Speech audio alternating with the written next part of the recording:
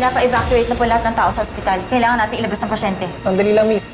Sangkot siya sa kaso eh. Protocol namin siyang i-report muna sa base bago namin siya ilabas. Pero wala na tayong oras. Safety ng pasyente ang importante sa amin.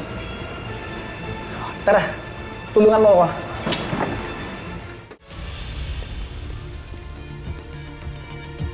Ano nangyari? Huwag ka na masyado matanong. Sumunod ka na lang.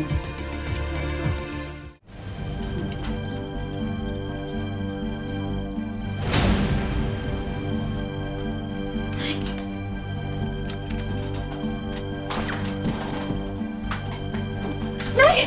Akala ko pinabayaan niyo na ako. Saga, iniwanan ba naman kita sa ere? At kung inaakala nila Robert na mapapasuko nila tayo basta-basta, makamali sila.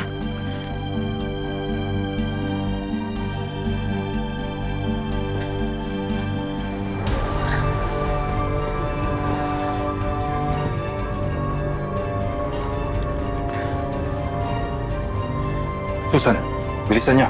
Bago pa tayo mahuli dito. Betsy, gera na to. Kaya dapat nakahanda ka. Sila Robert at Gina ang maghanda. Hindi nila ako mapipigilan kahit sa Satanas pababanggain ko. Mabawi ko lang ang anak ko.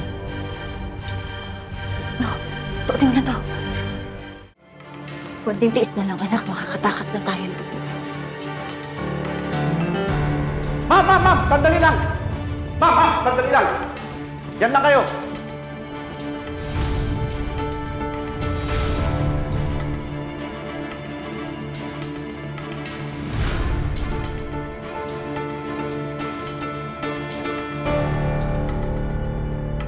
Bakit ho? Anong kailangan niyo?